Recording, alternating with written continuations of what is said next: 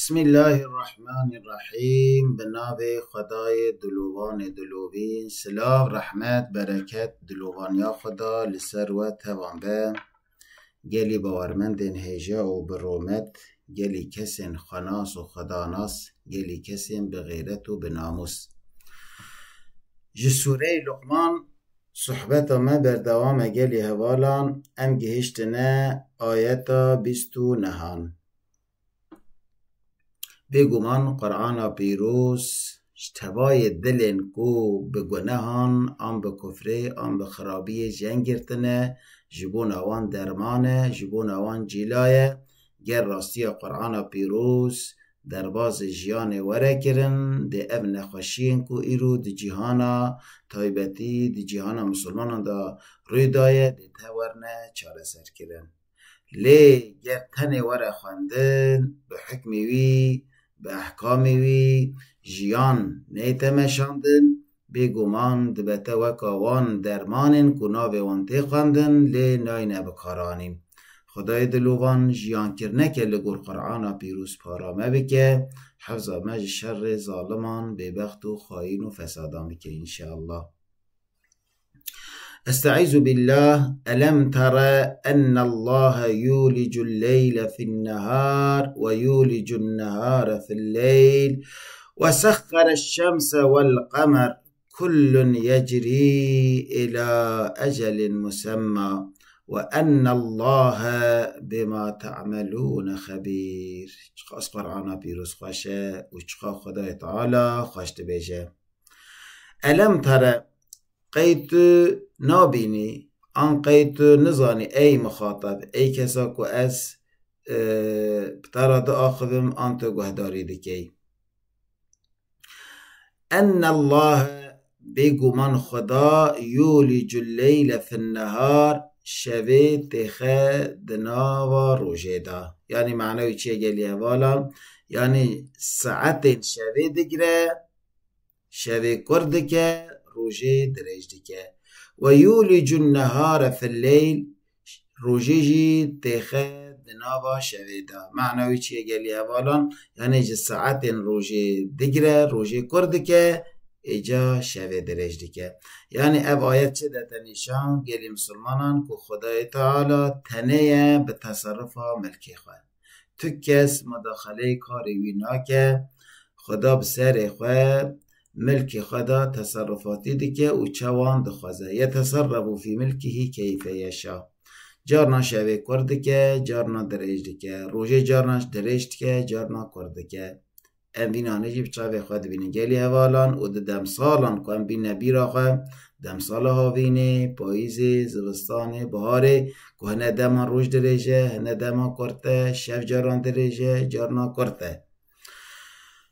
وسخر الشمس والقمر خدا روج و هیوه جبون و مسخر کریه زلیل کریه خصیت بنه خزمت و دا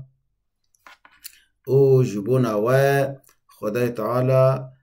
بکار دینه جبون خزمت و جبون کوهین فایده ببینن جبون کوهین جیان خو بدن بردوام کرن هوش جیان فایده بستینن. خدای دلوان روج و هیوه خصیت بن امر و دا و اب قصدمه که دریجه گلی باورمندان آهنگتی یا روژ و هیوه خرانه بویه دناوا سازمان اکیدا دوزن اکیدا بردوامن. کل یجری الى اجل مسمى هر یک جوان جاری ده بیان حرکتی ده که ده جه خواه دادمشه تیورا خواه پیکتینه و دناوا سازمان اکی دا دوزن اکی دا حرکت دکن هر یک جوان الى اجل مسمى حتی وی دما که هاتیه نافدایی که اوجی قیامته. یعنی حتی قیامت گلی باورمندان ده دوزن شب و روژه سازمان اوان بوی اوی ده بردوان به لی دما که قیامت هات ده اوجی خلاص ببن ده عمر وانجی بقده و دم وانجی بقده. یعنی چون که امر انسان داویوی هی خلاص به عمري روجو هيديجي وصايا جالي هبالون أجالي وانجي دي دمكي ورا دمكو أجالي وانها دي أوجي بمرن يعني دي أوجي جي وظيفة خواج بيورا خواه إيدي بكذن وأن الله محقق خدا بيقو من خدا بما تعملون خبير بوام تشتكو هندكين آگاه داره يعني جي خدا تتشخفنا به همین تشتین و لبال خدا کفشه خدا دی لگور کار و خبات و آن جزا آنجی مکافات بدته و یعنی بلا تو کس زن نکه تشتی کدکه نایتا قید کرن آن نایتا محافظه کرن والله همی تشتی ما تینا محافظه کرن تینا تومار کرن تینا قید کرن تینا تسجیل کرن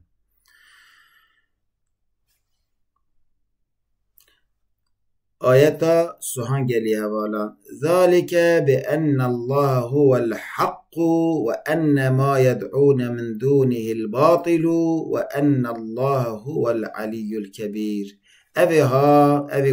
هاتنا قوتن هاتنا ذكر كرن دليلا سر قاسي بأن الله هو الحق